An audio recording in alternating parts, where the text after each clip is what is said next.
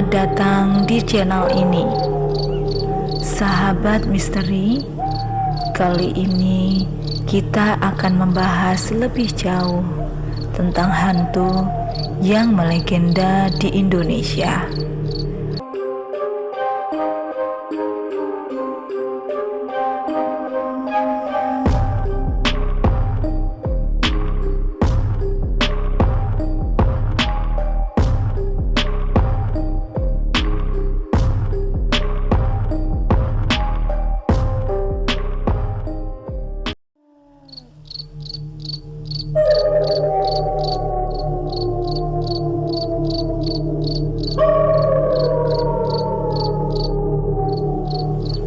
Sahabat misteri, kali ini kita akan bercerita tentang Wewe Gombel.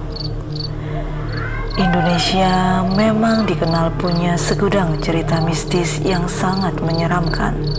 Bahkan ada banyak sekali karakter hantu yang menjadi mitos tua di tengah masyarakat hingga sekarang. Salah satunya adalah sosok hantu yang diberi nama Wewe Gombel.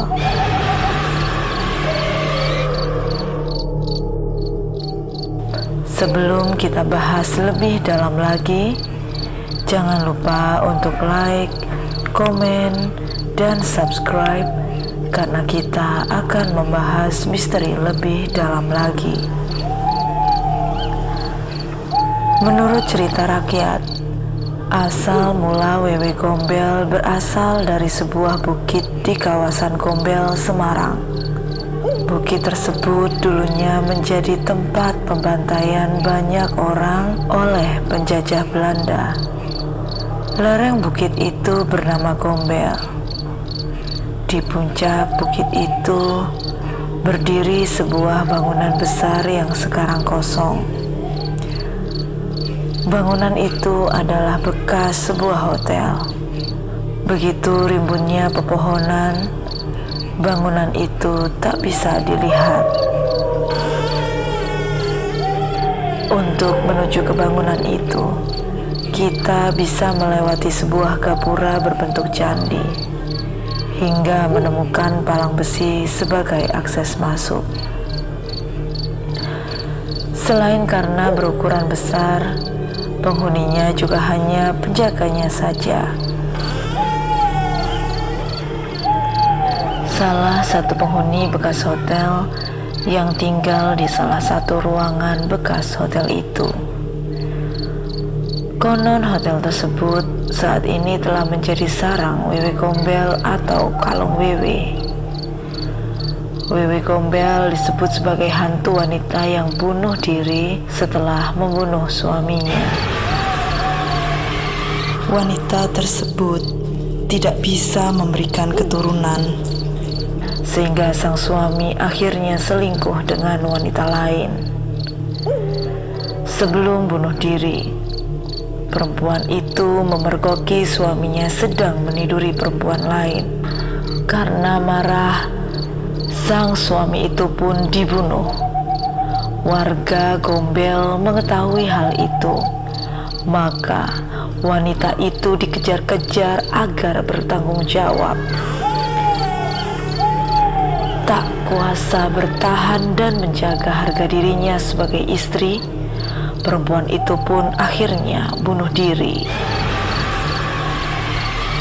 Sementara perempuan yang menjadi selingkuhannya itu juga diasingkan sampai menjadi gila. Ia juga menjadi olok-olok warga. Wanita yang bunuh diri itu kemudian menjadi hantu yang gentayangan dan mencari anak-anak. Wewe Gombel digambarkan sebagai wanita tua yang keriput dengan payudara yang panjang dan menggantung. Ia biasanya bersembunyi di hutan atau tempat-tempat sepi dan gelap. Ia akan menarik perhatian anak-anak dengan suara atau barang-barang menarik, lalu menculik mereka dan membawa ke sarangnya. Di sana ia akan memberi makan anak-anak dengan kotoran atau makanan busuk. Tetapi anak-anak tidak akan merasakan apa-apa karena Wewe Gombel memberi mereka ilusi.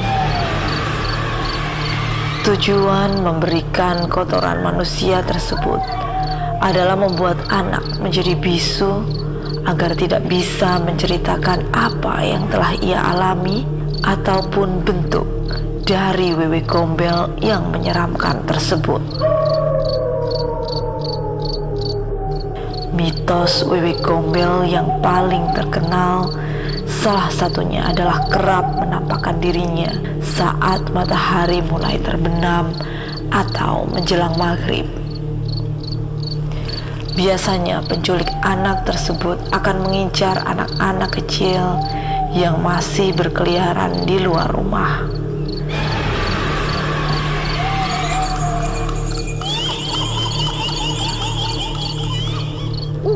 Oleh karena itu, saat menjelang maghrib, para orang tua seringkali menyuruh anak-anaknya untuk segera pulang.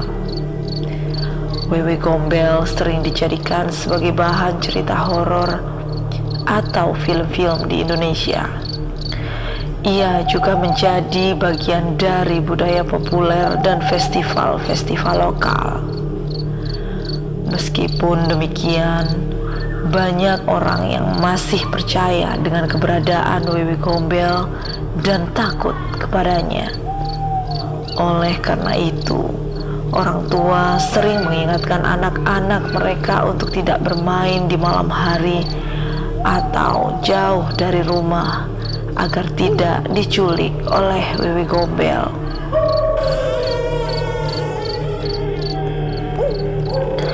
Wewe Gombel atau juga disebut Nenek Gombel dalam tradisi Jawa yang berarti roh jahat atau hantu yang suka menculik anak-anak tetapi tidak mencelakainya. Konon anak yang diculik biasanya adalah anak-anak yang ditelantarkan dan diabaikan oleh orang tuanya. Wewe Gombel biasanya akan menakut-nakuti orang tua si anak atas sikap dan perilakunya kepada anaknya sampai mereka sadar. Konon katanya, bila mereka telah sadar, Wewe Gombel akan mengembalikan anaknya. Menurut cerita, mitos Wewe Gombel dipercayai digunakan untuk menakut-nakuti anak-anak agar mereka tidak berkeliaran di waktu malam hari. Sebab pada masa lalu, keadaan gelap gulita amat berbahaya karena hewan buas mungkin memasuki kawasan perkampungan dalam kegelapan malam. Oleh karena itu, Wewe Gombel diciptakan untuk menyelamatkan mereka dari ancaman tersebut.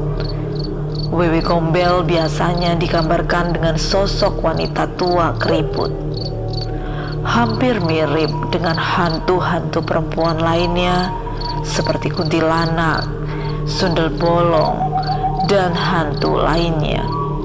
Wewe Gombel juga digambarkan sebagai sosok hantu yang memiliki rambut panjang tidak wajar. Beberapa kesaksian mengatakan bahwa panjang rambut hantu perempuan tersebut bisa mencapai mata kaki.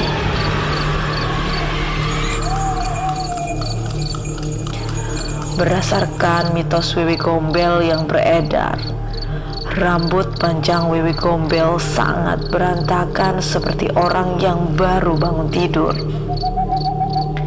Tidak kaget jika kebanyakan orang sangat takut dengan penampakan sosok hantu yang satu ini. Mitos yang hidup di masyarakat, perwujudan Wewe Gombel adalah perempuan yang bisa berubah wujud menjadi siapa saja. Ia jahil karena sering menculik anak-anak kecil dan juga sering menyembunyikannya. Wewe Gombel memiliki wujud dengan kedua payudara yang panjang dan besar.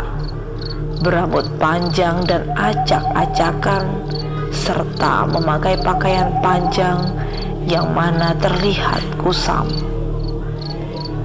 Wewe Gombel ini justru terkenal sebagai sosok perempuan yang berantakan dan memiliki payudara yang sangat besar.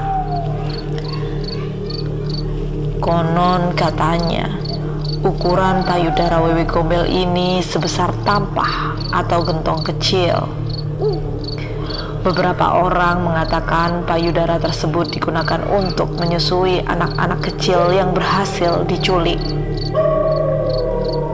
Mitos Wewe Gombel yang beredar selanjutnya adalah bentuknya yang mirip sosok ibu-ibu.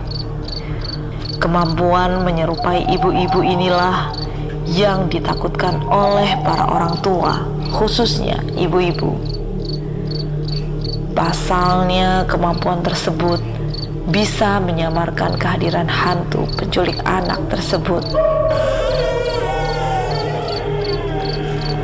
Oleh karena itu, kalangan ibu-ibu, khususnya ibu-ibu muda atau ibu-ibu yang setelah melahirkan, wajib waspada jika ada seseorang perempuan tidak dikenal yang terlihat di lingkungan mereka. Nama Wewe Gombel bukan sekedar isapan jempol belaka. Ada suatu analisis logis mengenai salah satu bentuk motivasi orang-orang dulu untuk mengantisipasi tindakan yang mengundang kebiasaan-kebiasaan buruk yang berpotensi melanggar aturan. Misalnya anak-anak yang seharusnya belajar di malam hari atau berkumpul bersama keluarga, tapi malah bermain di luar rumah dan tanpa pengawasan orang tuanya. Cerita tentang adanya sosok Wewe Gombel secara turun-temurun dan paralel menyebar ke berbagai individu yang sebagian dari para individu itu mungkin juga secara sepihak mengarang definisi tambahan mengenai sosok Wewe Gombel. Kemudian merebak ke segala arah dan dikonsumsi oleh banyak pihak. Salah satu cara untuk dapat menemukan anak yang diculik Wewe Gombel, keluarga harus berkeliling dan membunyikan bunyi-bunyian dari peralatan dapur. Bunyi-bunyi itu sebagai musik mengiringi nyanyian dengan syair statis namun ritmis, black thing, dan menyebut nama anak yang hilang dan ditambah kata mentuo. Nyanyian itu menjadi sebuah mantra mengelilingi kampung. Nantinya sang anak akan muncul dengan sendirinya. Namun di balik cerita mistis soal Wewe Gombel, ternyata ada makna yang dalam. Wewe Gombel menjadi peringatan bagi seluruh orang tua untuk lebih memperhatikan agar anaknya tidak keluyuran ke tempat berbahaya. Sahabat misteri, itulah tadi berbagai cerita dan mitos tentang Wewe Gombel. Jangan lupa untuk like, komen, dan subscribe, karena kita akan mengupas misteri-misteri lebih dalam lagi.